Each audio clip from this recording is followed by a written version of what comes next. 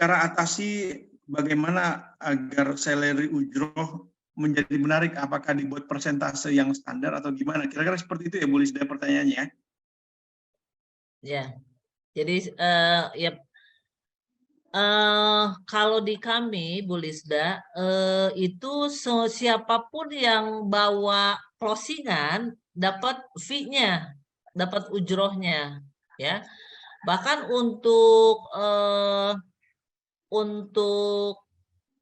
supaya semangat, di kita kan ada produk yang primadona tuh namanya simpanan modal penyertaan ya, yang memang kita bisa masukkan ke modal karena udah belasan tahun itu nggak pada diambil bahkan ditambah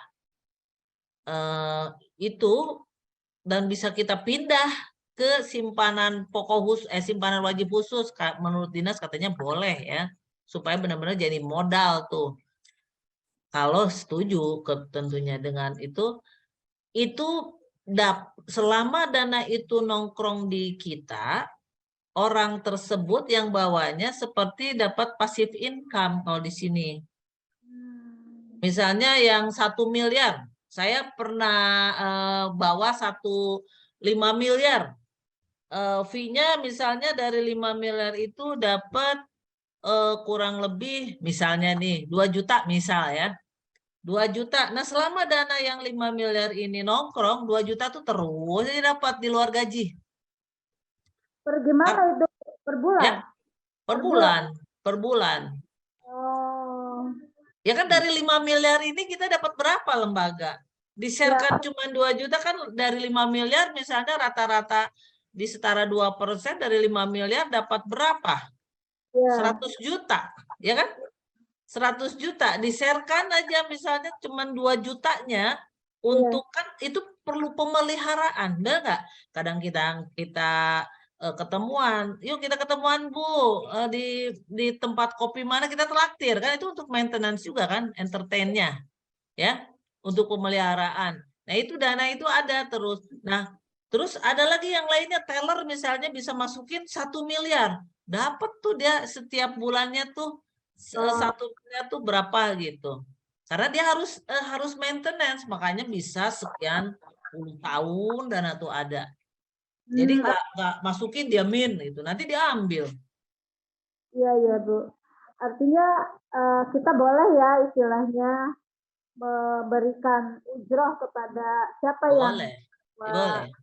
Ya takutnya kita namanya syariah, takutnya keluar dari syariat atau apa gitu kan ya. Makanya kita hati-hati gitu. Tapi kalau kita berpatokan ke situ ya apa tuh namanya jadi penghalang juga, orang kadang-kadang nggak ada semangat tadi Bu. Mau omong orang misalnya investor lah gitu, kalau dibilang investor lah ya gitu kan, misalnya punya dana 1 miliar gitu kan, terus kitanya nggak dapat apa-apa, walaupun memang mungkin kita akarnya membesarkan koperasi gitu kan ya Bu ya, dengan kita membawa orang ke situ bisa membiayai anggotanya, itu sih sebenarnya sudah pasti lah istilahnya, dan mungkin kalau pahala dari Allah juga itu kan sudah istilahnya kita dapatkan pahala itu harus ya.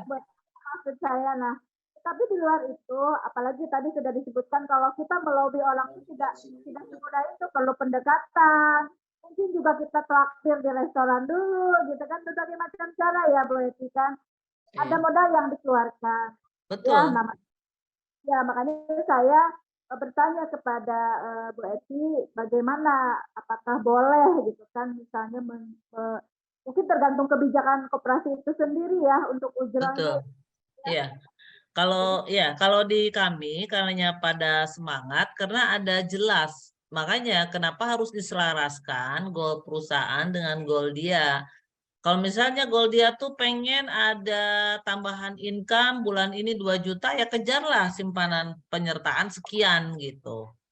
Simpanan lainnya sekian. Jadi dia udah bisa berhitung. Kenapa itu harus ada? Ya mereka keluar biaya, telepon, ketemu orang, mungkin traktir ngopinya. Itu harus di-maintain. Nah, kayak sekarang nih, ada salah satu investor kami itu buka kafe. Itu kan saya sekali-kali harus jajan juga di situ.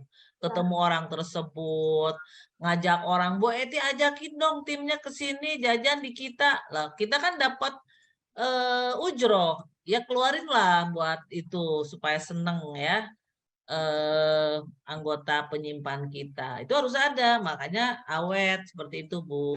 Kadang-kadang, Bu Eti datang dong ke sini, saya nih bantuin ada masalah apa, masalah pribadi, kita juga seperti konsultan pribadi ya. Itu pendekatan ya yang harus kita lakukan tuh seperti itu, Bu. Jadi melayani ya, melayani tidak terbatas pada saat dia ngasih kepercayaan uang ke kita aja. Setelah itu kita terus ada hubungan.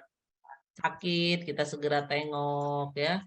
Ada apa kita bantu. Nah, seperti itu, Bu. Bahkan ada yang sakit kalau butuh bantuan telepon aja ke kantor, nanti saya kirim orang ke sana. Kayak gitu. Baik. Nah, jadi saya kira perlu diramu ya bagaimana memberikan insentif-insentif yang bisa merangsang semua semangat untuk funding. Iya. Ya. Baik, terima kasih. Mungkin nanti akan saya sampaikan kepada pihak-pihak terkait di koperasi kami, Bu Eti. Iya. Ya, Bu, semoga semakin semangat funding ya, kita kuat secara modal. Mudah-mudahan banyak yang berfunding ke kita, insya Allah. Amin. Amin. Yakin aja. Manajemennya yakin, insya Allah ke bawahnya yakin ya. Terutama para petingginya yakin, pengurus misalnya itu, wah itu udah insya Allah ke bawahnya semangat ya. Iya, baik. Terima kasih Bu Eti. Assalamualaikum warahmatullahi wabarakatuh.